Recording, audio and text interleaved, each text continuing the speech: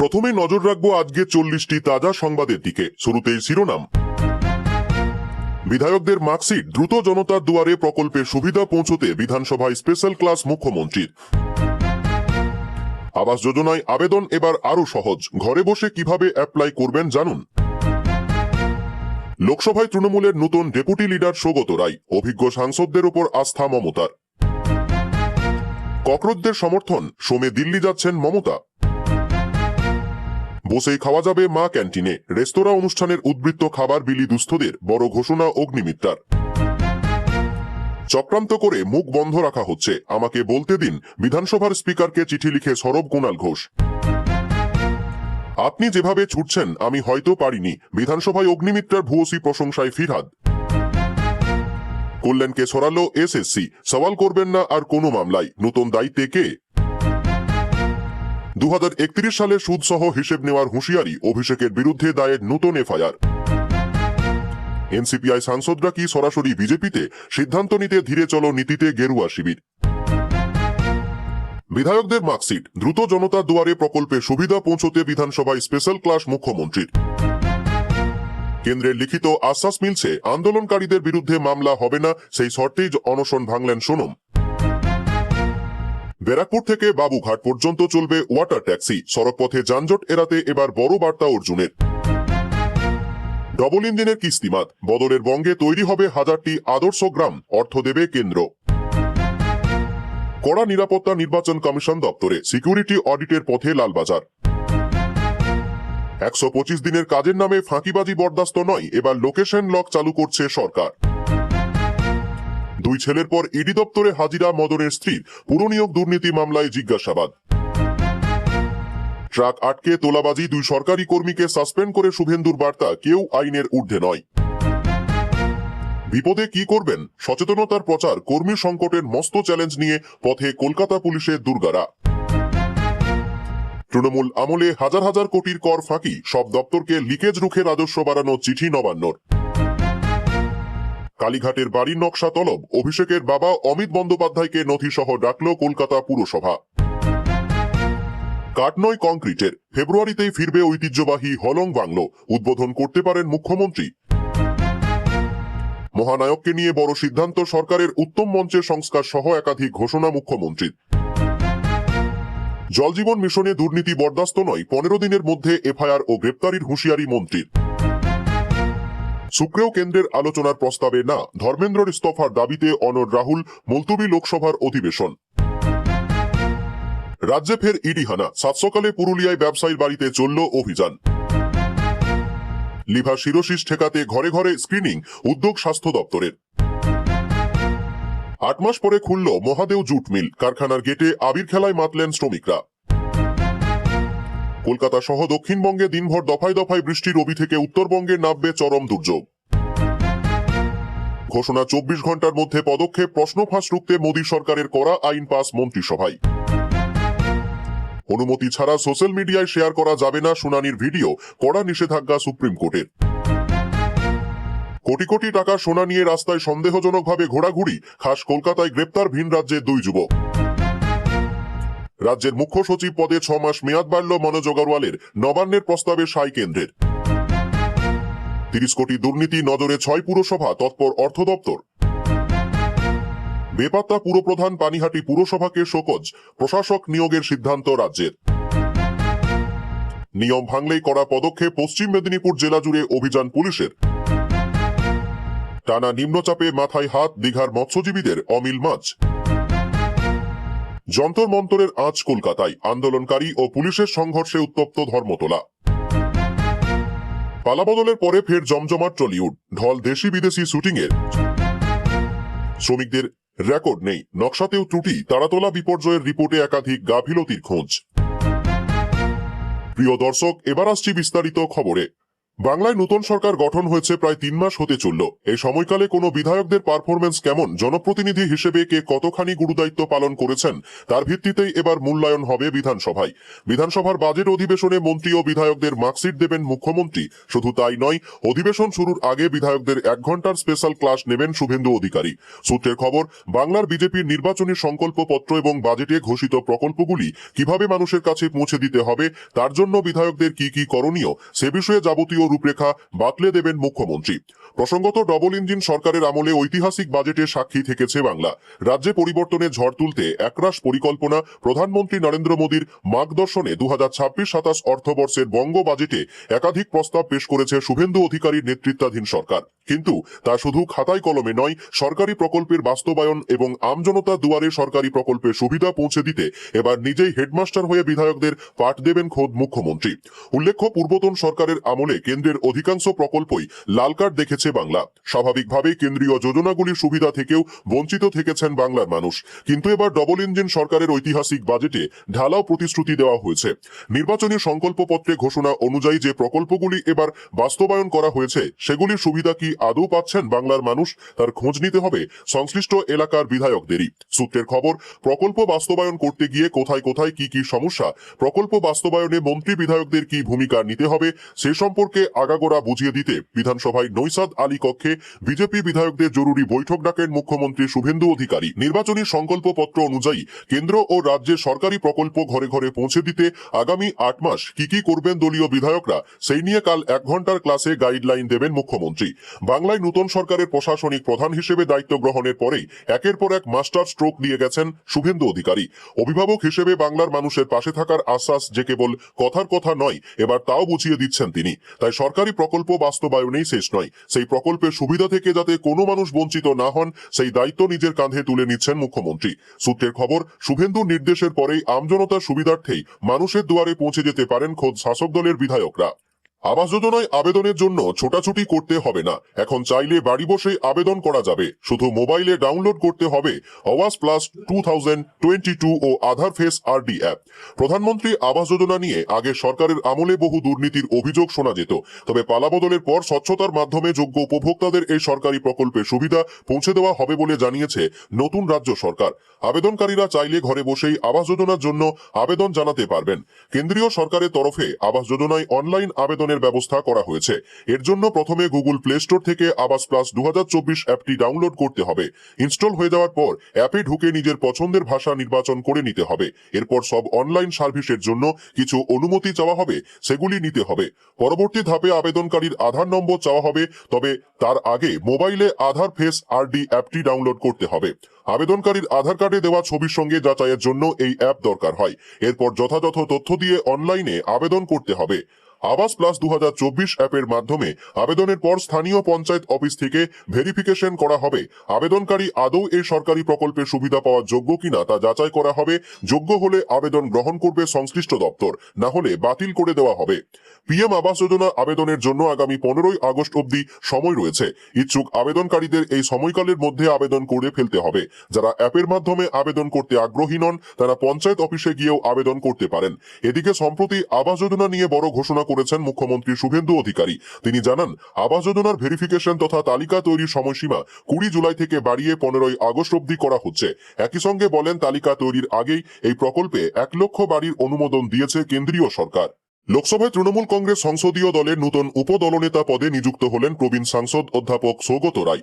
সর্বোচ্চ নেতৃত্বের সিদ্ধান্তের পরই এই ঘোষণা করা হয়েছে। দলনেত্রী তথা তৃণমূল কংগ্রেসের নেত্রী মমতা বন্দ্যোপাধ্যায়ের নির্দেশেই এই সিদ্ধান্ত নেওয়া হয়েছে বলে বিবৃতি দিয়েছে দল। তৃণমূল কংগ্রেসের তরফ থেকে সোশ্যাল মিডিয়ায় পোস্ট করে লেখা হয়েছে, প্রবীণ সাংসদ অধ্যাপক সৌগত রায়ের অগাধ জ্ঞান এবং দীর্ঘ প্রশাসনিক অভিজ্ঞতা সংসদীয় দলকে পরিচালনা করতে দারুণভাবে সাহায্য করবে। নতুন দায়িত্বভার গ্রহণের পর তার নতুন ইনিংস এবং মেয়াদের জন্য তাকে আন্তরিক শুভেচ্ছা ও অভিনন্দন জানানো হচ্ছে। 26 বিধানসভা নির্বাচনের পর তৃণমূল কংগ্রেস আড়াআড়িভাবে বিভক্ত হয়ে গেছে। একটি কালীঘাট অর্থাৎ মমতা বন্দ্যোপাধ্যায় পন্থী তৃণমূল এবং অন্যটি ঋতব্রত বন্দ্যোপাধ্যায় পন্থী। তবে শুধু বিধানসভা নয়, লোকসভাতেও তৃণমূলের সংসদীয় দল হাতছাড়া হয়েছে মমতার। লোকসভার 28 জন তৃণমূল সাংসদের মধ্যে 20 জনই মমতাকে ছেড়ে যোগ দিন বিদ্রোহী শিবিরে। পরবর্তী সময়ে দিল্লিতে বিজেপি নেতৃত্বের সঙ্গে বৈঠকের পর তারা এনসিপিআই নামে নতুন দলে যোগ দিয়েছেন। তবে জল্পনা সরাসরি বিজেপি তথা এনডিএ জোটেও যোগ দেওয়ার সম্ভাবনা রয়েছে তাদের, যদিও এখনো কোনো পক্ষ থেকে সরকারিভাবে কিছু জানানো হয়নি। বর্তমানে নিটের পেপার লিক আর দিল্লির যন্তর মন্তরে চলা ছাত্র বিক্ষোভের জন্য উত্তাল রয়েছে সংসদও। এদিকে আবার মহিলা সাংসদদের সঙ্গে দুর্ব্যবহার, কুরুচিকর মন্তব্য এবং অসংসদীয় ভাষা ব্যবহারের অভিযোগকে কেন্দ্র করে লোকসভা চলতি বাদল অধিবেশন থেকে সাসপেন্ড হয়েছেন তৃণমূল কংগ্রেসের সাংসদ কল্যাণ বন্দ্যোপাধ্যায়। কল্যাণ বন্দ্যোপাধ্যায়ের বিরুদ্ধে প্রথম অভিযোগ জানান তৃণমূল কংগ্রেসের বিদ্রোহী এনসিপিআই সাংসদ কাকলি ঘোষ দস্তিদার। তিনি লোকসভার স্পিকার ওম বিড়লার কাছে লিখিত অভিযোগ জমা দেন। সেই অভিযোগে দাবি করা হয় কল্যাণ বন্দ্যোপাধ্যায় মহিলা সাংসদদের উদ্দেশ্যে কুরুচিকর মন্তব্য করেছেন এবং এমন কিছু শব্দ ব্যবহার করেছেন যা সংসদের মর্যাদার পরিপন্থী ও অসংসদীয়। অন্য এক এনসিপিআই সাংসদ মিতালি বাগের সঙ্গেও বচসায় জড়িয়ে পড়েন কল্যাণ বন্দ্যোপাধ্যায়। সেই সময় তার বিরুদ্ধেও কটূক্তি করার অভিযোগ ওঠে। একাধিক মহিলা সাংসদের তরফে অভিযোগ সামনে আসার পর বিষয়টি গুরুত্ব সহকারে বিবেচনা করা হয়। 7 দিনের মধ্যে ঘোষণা কার্যকর। দিল্লির যন্তর মন্তরে আন্দোলনরত ককরোচ জনতা পার্টিকে সমর্থন জানাতে আগামী সোমবারই দিল্লি যাচ্ছেন তৃণমূল নেত্রী মমতা বন্দ্যোপাধ্যায়। গতকালই এই খবর প্রকাশ্যে এসেছে।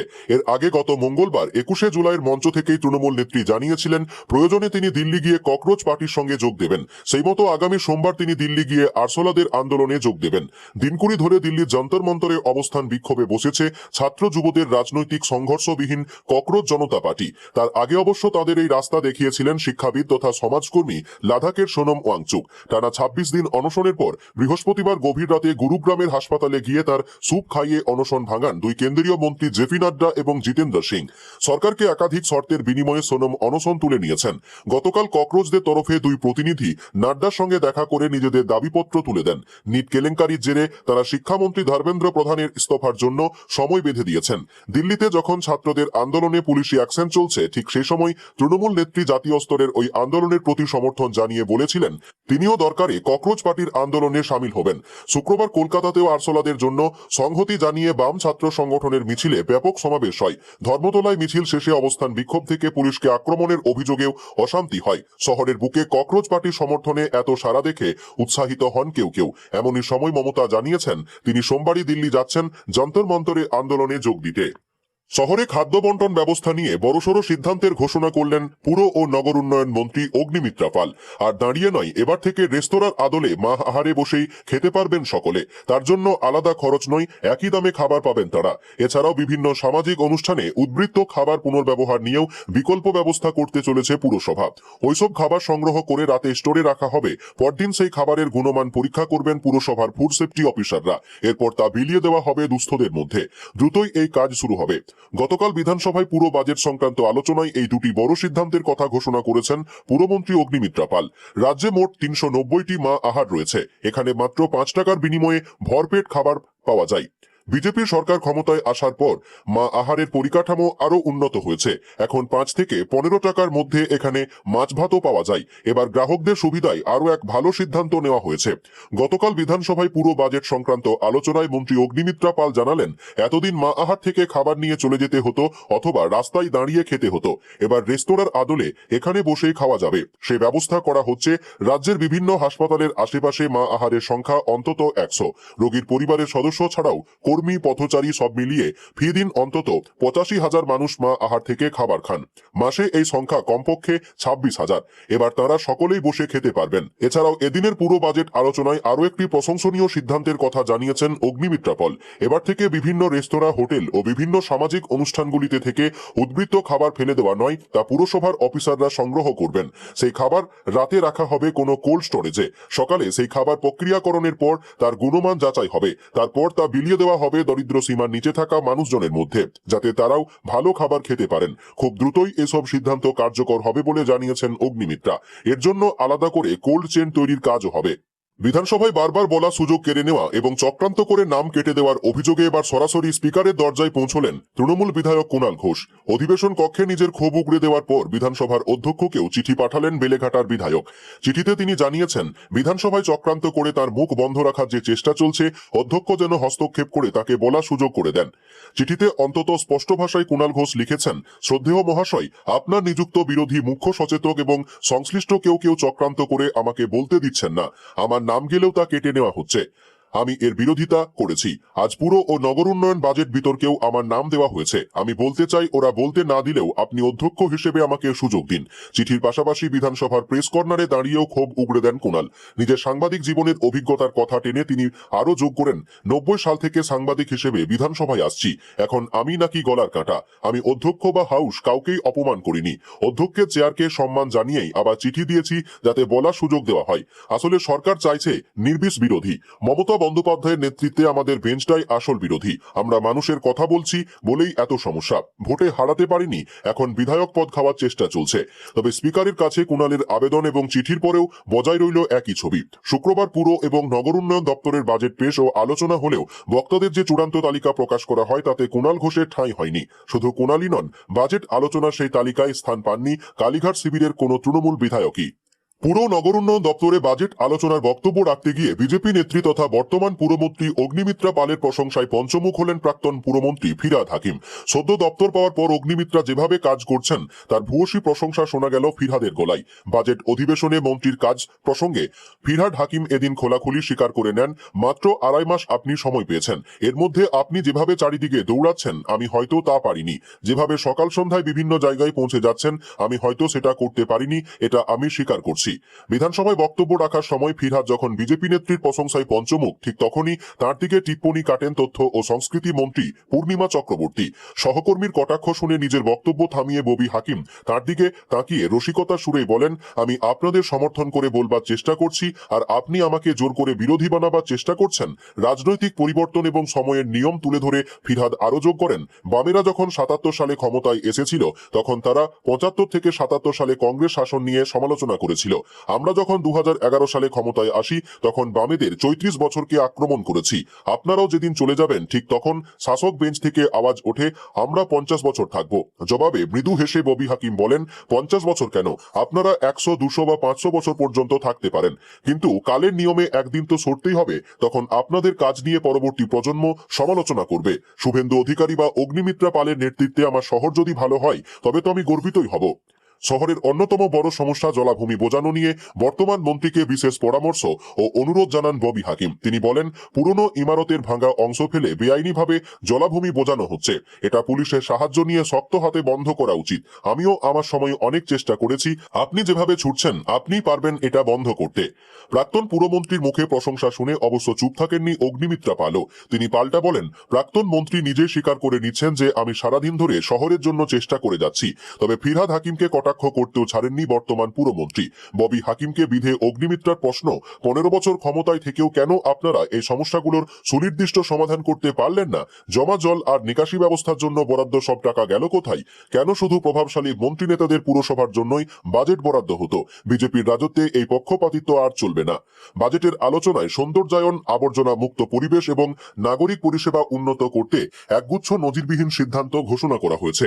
সরকারের মূল লক্ষ্য প্রতিটি বাড়ি থেকে আবর্জনা সংগ্রহ করা এবং রাস্তায় ময়লা ফেলা পুরোপুরি বন্ধ করা, যার জন্য ময়লার গাড়িতে জিপিএস ট্র্যাকিং এর পাশাপাশি আগামী 31শে জুলাইয়ের মধ্যে রাজ্য জুড়ে চালু হচ্ছে স্বচ্ছ অ্যাপ।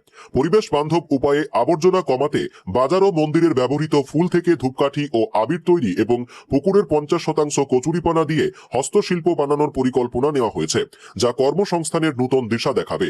প্লাস্টিক বর্জ্য কমাতে আনা হচ্ছে বটল প্রাসাদ, যেখানে প্লাস্টিকের বোতল ফেললেই মিলবে বিনামূল্যে থলে।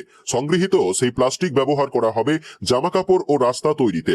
এছাড়াও আগামী 1 সেপ্টেম্বর থেকে প্রকাশ্যে থুতু ফেলা বা প্রস্রাব করার উপর জারি হচ্ছে কড়া জরিমানা। আবাসন ও বাড়িগুলোতে বাধ্যতামূলক বৃষ্টির জল সংগ্রহের মাধ্যমে তা বাথরুম ও কাপড় কাচার কাজে ব্যবহারে জোর দেওয়া হচ্ছে। ইউআইডিএফ ফান্ড ব্যবহার করে কলকাতায় তৈরি হবে রিং রোড এবং ঐতিহ্যবাহী কলেজ স্ট্রিটকে সাজিয়ে তোলা হবে লন্ডনের অক্সফোর্ড স্ট্রিটের আদলে।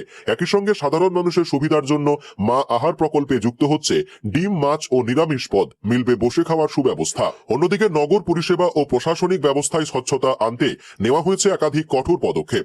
পুরো এলাকার পার্কিং এ তোলাবাজি বন্ধে সিদ্ধান্ত নেওয়া হয়েছে যে এবার থেকে কোনো কর্মীদের নগদ টাকা দেওয়া হবে না, সব পেমেন্ট হবে অনলাইনে। পাশাপাশি টাকা দিয়ে বেআইনিভাবে হকার বসানো যে প্রবৃত্তি তৈরি হয়েছে এবং যার জেরে নাগরিকদের কালঘাম ছুটেছে, তার বিরুদ্ধেও কড়া ব্যবস্থার ইঙ্গিত মিলেছে। স্পষ্ট জানানো হয়েছে, দুর্নীতির বিরুদ্ধে থাকবে জিরো টলারেন্স নীতি, আইনের ঊর্ধ্বে কেউ নয়। ইতিমধ্যে বেশ কিছু ক্ষেত্রে তদন্ত শুরু হয়েছে এবং বাকি জায়গাগুলোতেও তা দ্রুত করা শুরু হতে চলেছে, যাতে গার্ডেন রিচ বা তারাতলার বেআইনি দুর্ঘটনার পুনরাবৃত্তি করে আর কোনোভাবেই না ঘটে।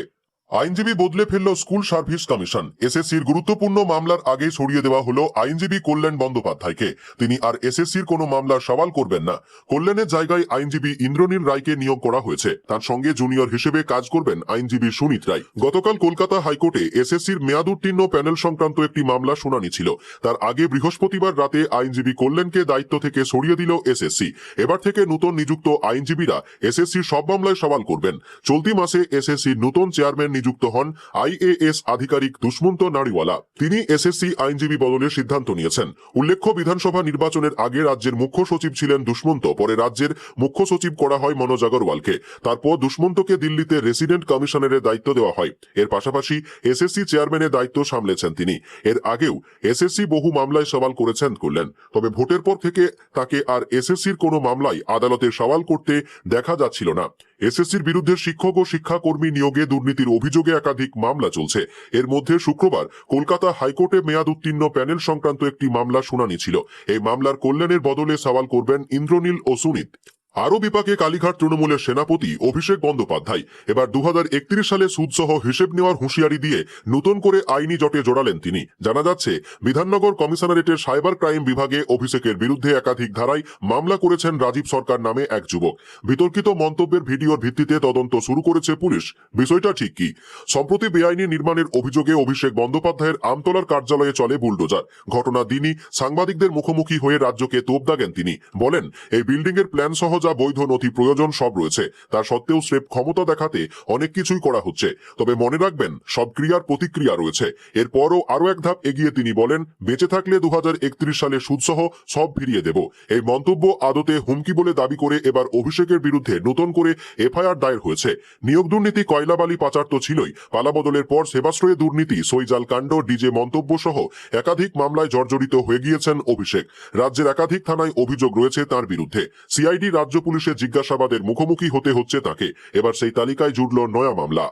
এনসিপিআই সাংসদদের নিয়ে সিদ্ধান্ত এখনই নয়। তারা এনসিপিআই ব্যানারেই সংসদে এনডিএ কে সমর্থন করবেন নাকি আগামী দিনে সরাসরি বিজেপিতে যোগ দেবেন, সেটা নিয়ে নতুন করে ভাবনা চিন্তা শুরু হয়েছে গেরুয়া শিবির। এনসিপিআই সাংসদদের নিয়ে সিদ্ধান্ত এখনই নয়। তারা এনসিপিআই ব্যানারেই সংসদে এনডিএ কে সমর্থন করবেন নাকি আগামী দিনে সরাসরি বিজেপিতে যোগ দেবেন, সেটা নিয়ে নতুন করে ভাবনা চিন্তা শুরু করেছে গেরুয়া শিবির। শিবসেনার উদ্ভব শিবিরের 6 সাংসদের সিন্ডে গোষ্ঠীতে যোগদান ঘিরে দায়ের হওয়া মামলায় সুপ্রিম কোর্ট লোকসভার স্পিকার ওম বিড়লা জবাব তলব করেছে। সেই মামলার রায় ভবিষ্যতের রাজনৈতিক সমীকরণে প্রভাব ফেলতে পারে বলেই মনে করছে বিজেপি। তাই এনসিপিআই এর 20 সাংসদকে সংসদে স্বীকৃত দেওয়া হবে নাকি সরাসরি বিজেপিতে যোগদান করানো হবে, সেই সিদ্ধান্ত আপাতত স্থগিত রাখা হয়েছে। এরই মধ্যে দলত্যাগ বিরোধী আইন অপব্যবহারের অভিযোগ তুলে সুপ্রিম কোর্টে মামলা করেছেন নির্দল সাংসদ কপিল সিব্বল। ফলে আইনি দিকটি আরো সতর্কতার সঙ্গে খতিয়ে দেখতে চাইছে বিজেপি নেতৃত্ব। আগামী মঙ্গলবার কেন্দ্রীয় মন্ত্রী ভূপেন্দ্র যাদবের দিল্লির বাসভবনে এনসিপিআই এর 20 সাংসদের জন্য মধ্যাহ্ন ভোজের আয়োজন করা হয়েছে। সেখানে উপস্থিত থাকার কথা মুখ্যমন্ত্রী শুভেন্দু অধিকারীরও। সূত্রের খবর, ওই বৈঠকেই 20 সাংসদের ভবিষ্যৎ রাজনৈতিক অবস্থান এবং বিজেপিতে যোগদানের রূপরেখা নিয়ে প্রাথমিক আলোচনা হতে পারে। বৈঠক প্রথমে শুক্রবার হওয়ার কথা থাকলেও দিল্লিতে ককরোচ বৈঠকের আবহে সেটি পিছিয়ে মঙ্গলবার করা হয়েছে। তবে এখন যা পরিস্থিতি, তাতে এনসিপিআই এর ভবিষ্যৎ নিয়ে নতুন করে ভাবছে গেরুয়া শিবির।